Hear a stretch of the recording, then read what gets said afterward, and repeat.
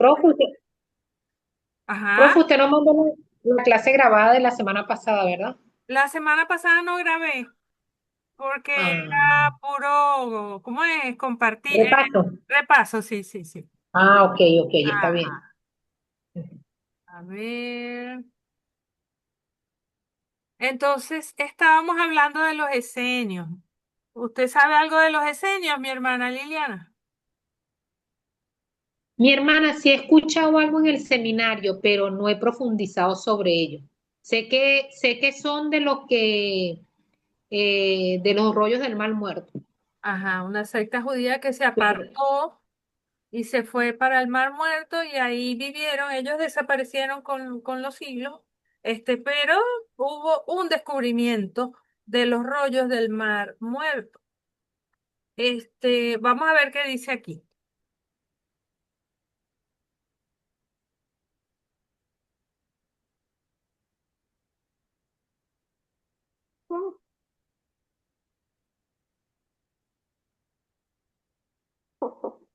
¿Qué dice allí? ¿Alguien que lo pueda leer? la comunidad del Qumran. Ujú. Surgió la idea de separarse para el estudio individual y hacer comentarios escritos.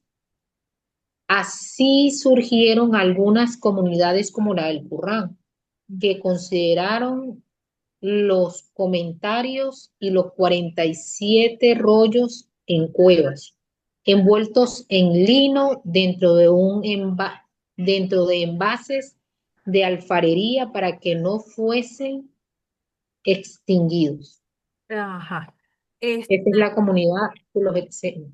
Ajá, se creen que, es más, se cree que Juan el Bautista era de los esenios, que él se formó allí. Esa es una teoría que es muy, muy conocida, pero que no podemos asegurar. Este, em, en el grupo, yo puse que usted dijo no lo puedo leer porque está en TikTok.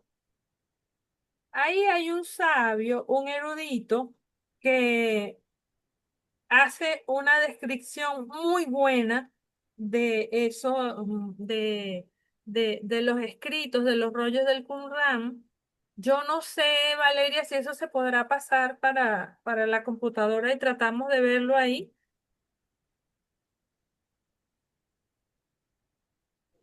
Ya voy, déjeme ver si lo puedo pasar por correo. Ok, síguelo intentando. Bien.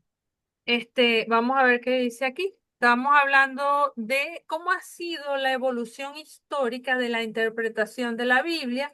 Hablamos de que Esdras tuvo que ser un doble intérprete en dos idiomas, que era arameo y hebreo, y tenía que leer y explicar. Y estamos hablando de que los esenios también tuvieron que interpretar la Biblia.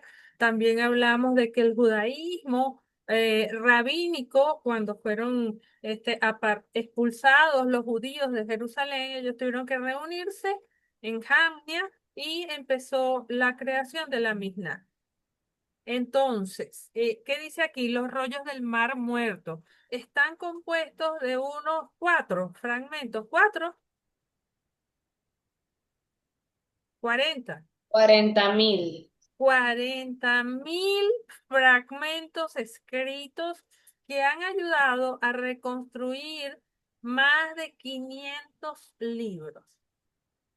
En 1947, estoy hablando que yo nací en el 68, eso como unos 20 años antes que yo naciera, un pastor beduino buscaba una cabra perdida, lanzó una piedra al interior de una cueva ahí a los lados del Mar Muerto, al sur de Jericó, y oyó como que sonó pim, pim, pim, pim. Vemos como que cayó arriba de una olla, de una jarra. Oyó alfarería que se quebraba. Al investigar, descubrió vasijas llenas de rollos de cuero envueltos en tela de lino, sellados y conservados desde hacía 1900 años en perfecto estado. Entonces, los antiguos manuscritos eran de 900 años, los más antiguos eran de 900 años después de Cristo. 900 años después de Cristo, siglo 9, 10 después de Cristo, eso era lo más viejo que había. Antes del Mar Muerto. Tú hablabas con cualquiera que te criticaba la Biblia y tú le decías, la Biblia es muy vieja. Nosotros tenemos papeles que datan del siglo 9 y 10. O sea que nuestra Biblia es fiel. Después de Cristo, 9 siglos, con la aparición de los rollos del Mar Muerto, nuestras pruebas se van, si mal no recuerdo, unos 200 años antes de Cristo. Y cada vez que aparece un pergamino, un papiro, lo que hace es corroborar que las escrituras que nosotros tenemos son y han sido las mismas desde la antigüedad. Valeria, tienes la mano levantada, cuéntanos. Ya lo encontré. Ajá, ¿lo podemos proyectar? Sí. Ok.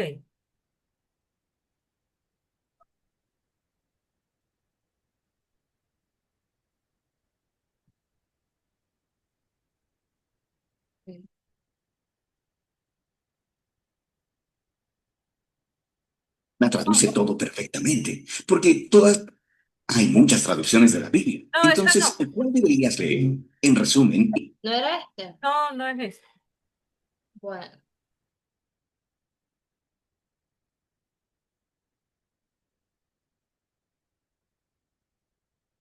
El otro, ¿lo puedes pasar, Valeria? Sí, sí, claro, lo puedo pasar. Ya, déjame ver cuál es.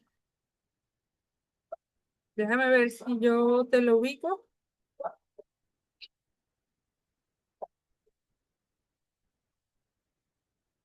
El que dice la Biblia no fue manipulada. El que yo... Ajá, lo vio usted.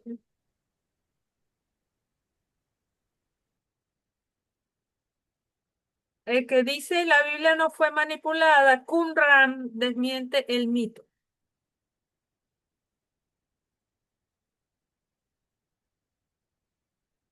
Ya lo hago.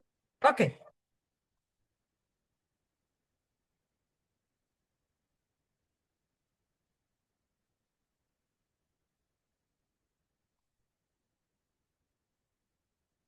yo estoy grabando. Sí. Ok, siempre recuérdenme eso, muchachos. Ok. Y aquí vamos con paciencia, aquí nadie nos está atorando, vamos a tomarnos el tiempo. Seguro que mi hermana Liliana va a tomar hermenéutica en este semestre. ¿No sabe? Tiene que ser presencial, mi hermana. ¿A usted le gusta es presencial? Ay, caramba. Y Rosy también puede tomar una materia online con el seminario. Ese es el Sí. problema, que yo las quiero presenciales y no hay gente que dé presencial. Mm. Pero yo vi que hay bastantes cosas presenciales. Ajá, ahí lo tiene Valeria. que en el año 1947, por accidente, un pastorcito beduino encontró en el desierto la evidencia que desmontó uno de los mitos más repetidos contra la Biblia. Fue cambiada, manipulada o alterada por personajes oscuros. ¿Qué pensarías? Bueno, durante siglos se ha afirmado que el texto bíblico fue modificado con el tiempo, pero ese argumento empezó a derrumbarse no en una universidad ni en una iglesia, sino en unas cuevas olvidadas del desierto de Judea, las famosas cuevas del Qumran. En el año 1947, esto te va a gustar porque es muy interesante esta historia. En el año 1947, cerca del Mar Muerto, el Qumran, se descubrieron más de 900 manuscritos, hoy conocidos como los rollos del Mar Muerto.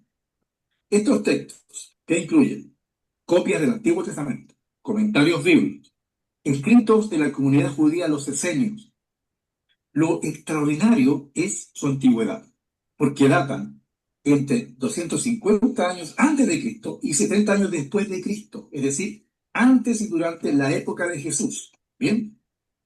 Y fíjate en esto, si hubiesen encontrado discrepancias o que la Biblia fue manipulada, bueno, este sería el golpe de gracia a la Biblia y al cristianismo, pero fue todo lo contrario. Hasta antes del descubrimiento del Qumran, los manuscritos hebreos más antiguos que teníamos eran del siglo IX, del siglo X, después de Cristo. ¿Qué es lo que hace el Qumran? Nos hace retroceder más de 1000 años en el tiempo. El caso clave es Isaías, el libro de Isaías. Es uno de los hallazgos más impactantes, el rollo de Isaías, una copia casi completa del libro del Antiguo Testamento. Cuando los eruditos compararon el Isaías del Qumran, del siglo II a.C., con el texto hebreo medieval del siglo X después de Cristo, ¿sabes qué encontraron? Que el texto era prácticamente idéntico. Las diferencias fueron mínimas, ortografía, formas gramaticales, nada doctrinal. Y esto demostró algo crucial. El texto bíblico no fue alterado para acomodar doctrinas cristianas posteriores. Isaías lo decía. Las mismas profecías antes del cristianismo. Todo lo que Isaías describió, eso se cumplió. Ahora, hablemos un poco del mito de la manipulación, que siempre se está hablando. Bueno, el mito dice que la Biblia fue cambiada por concilios o personajes oscuros. Pero el Qumran prueba que el texto del Antiguo Testamento ya estaba fijado cuidadosamente preservado. Existía una tradición textual extremadamente rigurosa. Los escribas judíos se copiaban con una precisión obsesiva.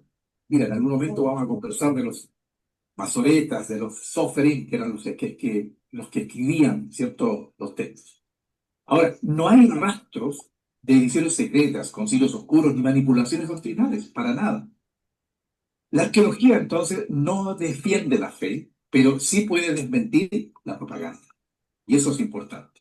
Bien, ahora, permíteme comparar la Biblia con otros textos clásicos. Bien, por ejemplo, Herodoto, quien vivió 4 siglos antes de Cristo, y se le conoce como el padre de la historia. ¿Sabes cuántos manuscritos tienen? 8. Y la copia más antigua es del siglo X después de Cristo, o sea, han pasado 1300 años aproximadamente. Y aún así se enseña en todas las universidades, ¿verdad? Porque es el padre de la historia, y nadie afirma seriamente que su obra fue inventada. Nadie dice eso. Sófocles, que vivió en el siglo IV antes de Cristo también, un dramaturgo griego. ¿Sabes cuántos manuscritos de él hay? 7. ¿Cuál es el intervalo o el paréntesis? Son 1400 años. Y nadie dice nada. Nadie dice Sófocles fue manipulado por escribas medievales. Nadie dice nada. ¿Qué tal Aristóteles? Este gran filósofo es, yo diría, la figura central del pensamiento occidental. ¿Sabes cuántos manuscritos de él hay? 49. Y muchas obras sobrevivieron gracias a traducciones árabes. ¿Cuál es el paréntesis? 1400 años. ¿Te das cuenta? Es una ironía histórica porque confiamos en Aristóteles, pero dudamos de la Biblia, que tiene miles de copias tempranas. Por ejemplo, te voy a contar, del Antiguo Testamento hay entre 17.000 a 20.000 manuscritos. Y del Nuevo Testamento hay entre 24.000 y 25.000 manuscritos. O sea, en total hay más de 40.000 manuscritos antiguos. Ningún texto antiguo se le acerca. ¿Te das cuenta? Entonces lo que hace el Qumran es una confirmación arqueológica totalmente independiente. ¿No? Ningún texto antiguo tiene tanta evidencia manuscrita como la Biblia. Por lo tanto, el Qumran, ¿cierto?, no creó la fe cristiana, pero sí confirmó algo esencial. La Biblia que leemos hoy es sustancialmente la misma que se leía siglos antes de Cristo. Y esto no prueba automáticamente que alguien crea en Dios, pero sigue siendo una respuesta personal. Pero sí demuestra que la fe cristiana no se apoya en un texto corrompido, sino en el libro mejor preservado del mundo antiguo. Y eso cambia por completo la pregunta. Ya no es, ¿fue manipulada la Biblia? Sino, ¿qué haré yo con un texto tan sólidamente transmitido? La duda sobre la Biblia no es textual, no es histórica, es filosófica e ideológica. Si aplicáramos a Herodoto, a Sófocles, a Aristóteles el mismo escepticismo que se aplica a la Biblia, tendríamos que cerrar las facultades de historia clásica. La Biblia no pide un trato especial, pide el mismo estándar académico. Y cuando se le aplica, ¿sabe qué pasa? Sale fortalecida. Es la palabra de Dios. Si este mensaje te bendice, te anima, te hace pensar, bueno, dale like, compártelo y suscríbete al canal si no lo has hecho. Y de esa forma nos ayudas, te das cuenta de poder seguir entregando el Ya, mensaje ya, con ya. sencillez y esperamos, sin religiosidad. ¿Qué pasaría si te dijera que en el año 1000 Ok, Listo. ok. Entonces, ya más o menos vamos entendiendo lo que sucedió o la importancia del descubrimiento de los rollos del Qumran, los rollos del Mar Muerto? Les cuento que uno de los libros completos que está en los rollos del Qumran es Isaías, completo de el uno hasta el, ¿cuántos tiene Isaías? Todo completo. Y usted puede ir a Israel y se mete al Museo Arqueológico Histórico y se los permiten ver. Por supuesto, bajo altísimas normas de seguridad, este, el museo donde se guardan los rollos del Qumran, tiene forma de vasija.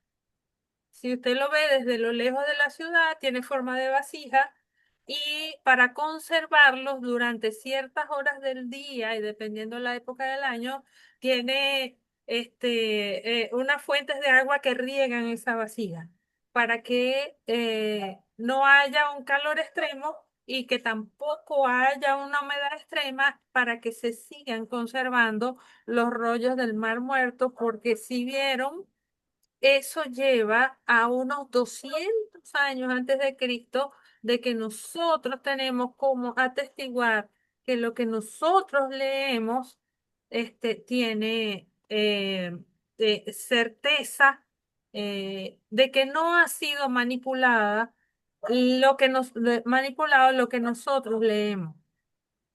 Entonces, y como bien explicaba ese sabio allí, no existe en historia ningún libro, ningún hito que se acerque a demostrar la antigüedad de lo que ellos están leyendo, de lo que ellos están estudiando y que se le acerque siquiera a la Biblia. Los manuscritos más antiguos de las cosas escritas que existen hoy en día pertenecen a la Biblia. Y hay más recientemente unos que se han acercado más hacia unos 400 años antes de Cristo.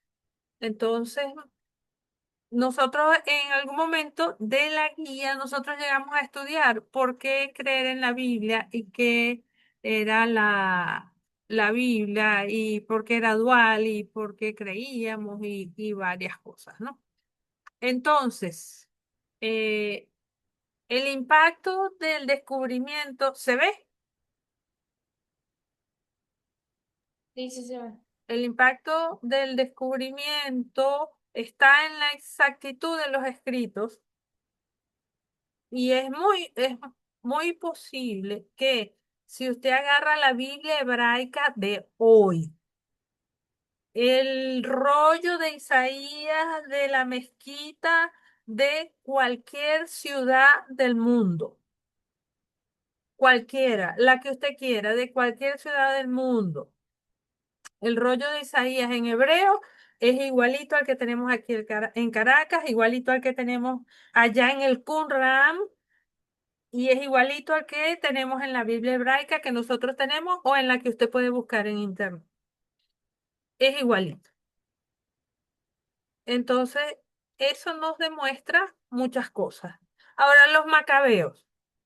Los macabeos también tuvieron que interpretar la Biblia y ellos tuvieron dos rabinos muy famosos, Hillel y Shammai. Estos hasta se daban sus peleitas entre ellos porque tenían sus disparidades en la interpretación de la ley y de lo que ellos consideraban que era la verdad de lo que estaba escrito. Ellos daban mucho valor numérico a las letras, utilizaban, este, em, ellos utilizaban también mucho parte de lo que es la alegoría. Ellos de verdad tenían lo que nosotros llamamos un zaperoco y no se terminaban de poner de acuerdo. Pero esa época de la exégesis de los macabeos fue otra época en la que nosotros podemos ubicar o decir fue una época también o una manera de interpretar las escrituras en la época macabea al estilo de Hillel y Shammai, Midrash y Mishnah. ¿Qué es la Halaká y qué es la Hagadá? La Halaká es esa misma ley, esos mismos escritos, la ley, la Torá, los profetas, los rollos, todo eso, pero con explicaciones. Es lo que nosotros llamamos comentario. Para nosotros, como si yo agarrara una Biblia con el comentario al lado. Este, Esa es la halakha, que nosotros también tenemos nuestras halakha. Es explicación de la ley de los pasajes que establecían las normas de conducta del pueblo. Usted agarraba la ley y decía no matarás, y entonces ese no matarás le ponían unas 3 o 4 páginas más y ahí está la halakha. Entonces, a veces nosotros también tenemos nuestra manera de interpretar esos comentarios bíblicos, o Halakha y Hagadá. La Hagadá es más especulativa, trata más de la historia del pueblo y en relación con lo que no se debe hacer. Entonces, la Halakha es más con lo que se debe hacer y la Hagadá con lo que no se debe hacer. Grandes intérpretes de la época, bueno. Ni el nombre Mesetana, Tanuaín, Amoraín, eso se lo deben saber los judíos, los rabínicos. Aquí les puse bueno, no era la fotico que yo les quería poner, la de Hillel y Shammai, que hay unas caricaturitas entre ellos echándose, ¿cómo es?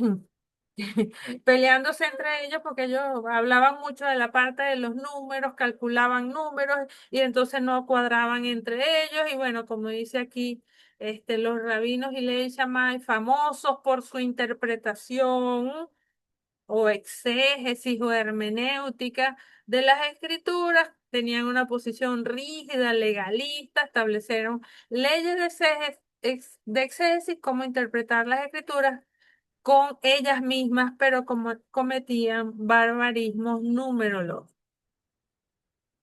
Después vinieron los talmudistas, más o menos en el año 100, 500 después de Cristo, y 900 años después vamos a tener el periodo masorético.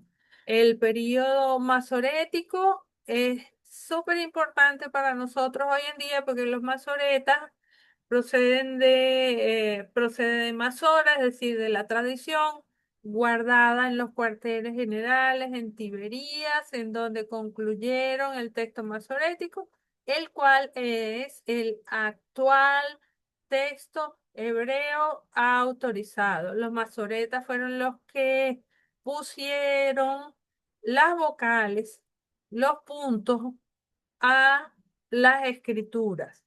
Por ejemplo, el libro de Isaías era todo escrito corrido, corrido, corrido, corrido, en literatura unguial, mayúscula, y ellos echaron una acomodada de eso para que se pudiera entender y tener el hebreo como lo tenemos hoy en día.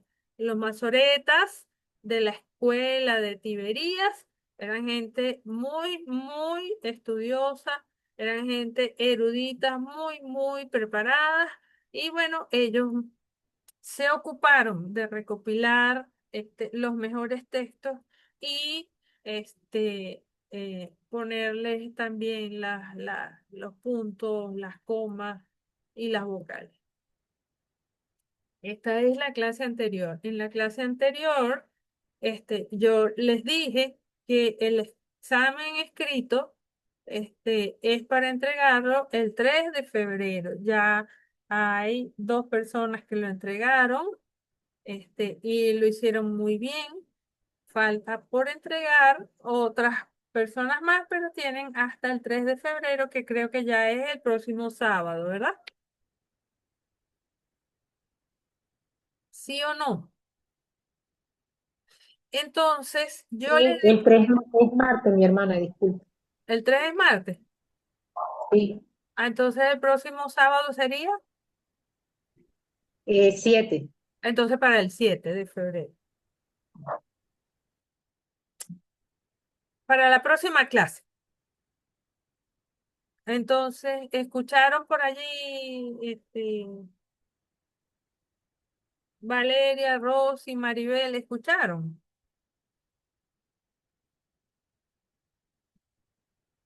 Sí, escuchamos. Chévere, buenísimo. Sí, sí, por aquí escuchamos también.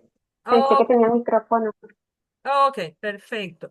Y para hoy yo les dije, bueno, muchachas, ahí hay 4 preguntas que yo les dije, repártanselas de una vez para que las conversemos, porque este precedente histórico tenía que ver con el libro de los Hechos, tiene que ver con el libro de los Hechos y que por cierto, el pasaje de Rosalinda está en Hechos. Y al final ven que dice empezar la parte 2 del trabajo. Cuénteme cómo estamos con esto. Estamos aquí en confianza, estamos para ayudarnos, pero también estamos para tener ciertas responsabilidades. Yo tengo, mi compañera del hospital se llama Katiuska Meléndez y nosotros todos los años damos el módulo de nefrología a los pediatras. Y Katiuska, cada vez que puede, les dice, el módulo y el curso de nefrología lo hacen ustedes. Yo doy según lo que ustedes exijan. Si ustedes no hacen, yo más de una vez me salí de la clase y le dije, Katy, tú eres más tolerante, pero yo en esto no voy a seguir. Porque el módulo, la materia, la hacen ustedes y más cuando son cosas para el Señor, ¿verdad? Amén. Ajá. Entonces, pregunto, ¿lograron repartirse las 4 preguntas? ¿Las estudiaron? ¿Las podemos revisar? ¿Qué me dicen de esto? Bueno, mi hermana, Bueno, yo estaba leyendo el libro Ajá, y leí una parte, pero después dije, ay, no, ¿verdad? Que el sábado es el retiro. A lo mejor no hay clase. Y ah, no terminé. ah, ok, está bien, entiendo, entiendo. Ok, Pero sí leí una parte, pues. ok. Y Ah, de lo del trabajo, sí, ahí vamos caminando en eso también. en la parte 2,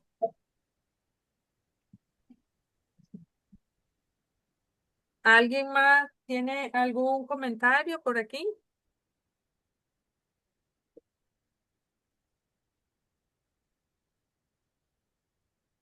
Solo Lili.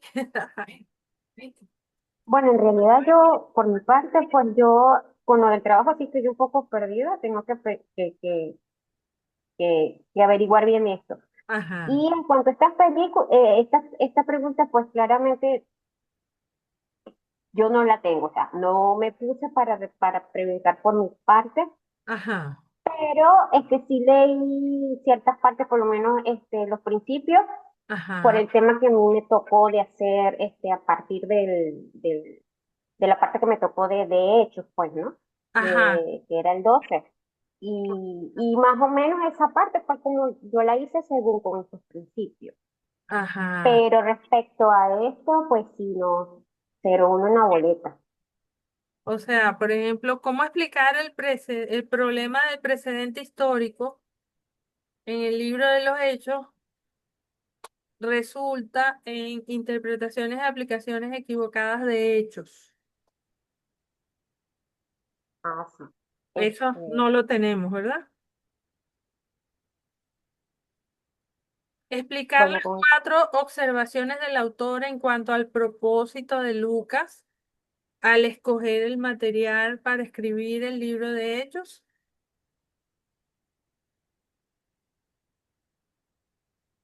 comprender cómo el propósito número 2 influyó, son 4, ¿verdad? Cómo el 2 influyó en lo que Lucas no nos dice, no nos escribió. ¿Y cuáles son los principios específicos para la hermenéutica de los precedentes bíblicos mencionados por los autores? No tenemos nada de eso, ¿verdad? Valeria, Maribel. Bueno, yo no tengo, y me pasó igual que la hermana Liliana. Yo dije, bueno, hay un retiro, a lo mejor no hay clase. Ah, ¿y quién te dijo que había retiro, Mari? Están pasando por los diferentes grupos en las materias. Ah, tú todavía estás ahí, tú todavía estás en los grupos. Ya, ya, ya, ya. Sí, todavía no me han sacado. Ah, ok, ok, está bien, está bien. Hoy me preguntó la hermana por ti, ¿cómo es Adriana y el esposo? Ah, sí, ellos me pusieron una parte ahí del trabajo, pero estoy más enredada, no sé cómo voy a Pide, hacer. pide ayuda, hermana, pide ayuda, pide ayuda, pide ayuda. Entonces, déjenme ver. Vamos a dejar esas 4 preguntas para la próxima semana, entonces, ¿les parece? Sí, ¿Sí o no? sí, Sí, mi hermana, para que todas podamos Ah, intervenir. sí, sí, porque entiendo que el mini retiro trajo ahí confusión. Entonces, no, y la idea es que aprendamos, no está señalando aquí a nadie, porque si para señalar es, no juegue, pobre profesora. Ya va, que yo tenía por aquí, yo armé unas cositas para la presentación de hoy. Mm, Vamos a abrir aquí. Ok, vámonos aquí a la primera. Y la idea también es que estemos repasando. Por ejemplo, Rosy, nosotros vimos narrativa, Hechos es narrativa, pero nosotros vimos narrativa del Antiguo Testamento, que es diferente a la narrativa del Nuevo Testamento. Y eso lo vas a ir aprendiendo poco a poco. Esta será la primera del año. Clase 10, sí. Oh, ok. ¿Qué es exégesis? Es la práctica de la interpretación del texto. Cuando yo interpreto un texto, yo estoy haciendo exégesis, estoy interpretando. Pero la hermenéutica determina las reglas, la metodología que yo debo aplicar para hacer la exégesis. ¿Ven la diferencia? Séanme sinceras, ¿ven la diferencia?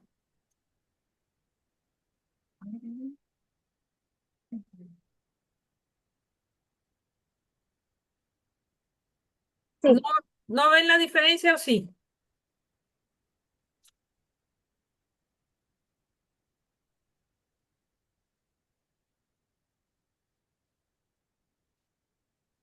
sí. ¿Sí? ¿Quién dijo sí? Yo, Rosy, Ajá, muy bien, Rosy. Entonces, ¿qué es exégesis? es lo que ponemos o sea, es la práctica de lo que se interpreta.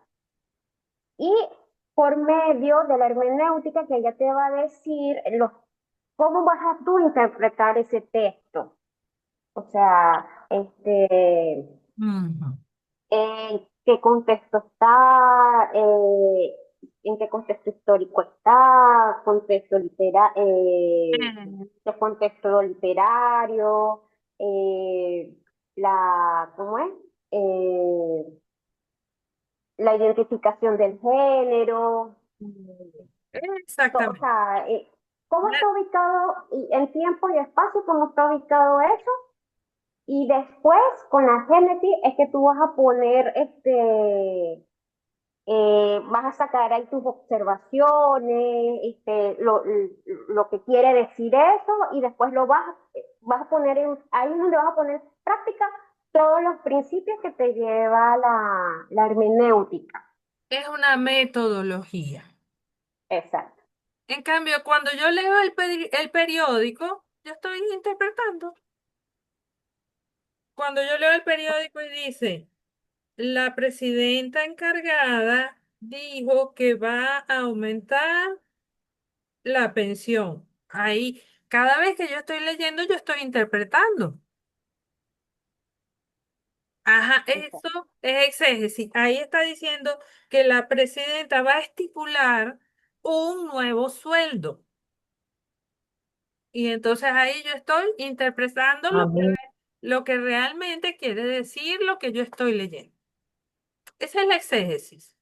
Pero cuando yo leo la Biblia y digo, estoy en Isaías, la hermenéutica me dice, Isaías es profecía del Antiguo Testamento y tiene una cierta metodología para interpretarse que tú debes seguir.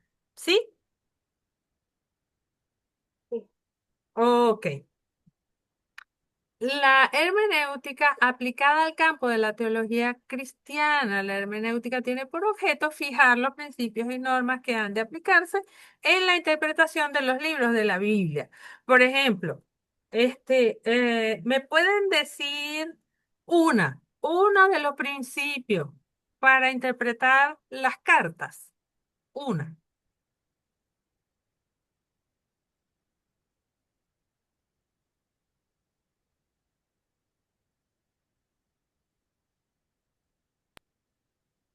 Saber por qué, cuál fue el motivo para enviar las cartas. Excelente, 20 puntos. Ellas son ocasionales.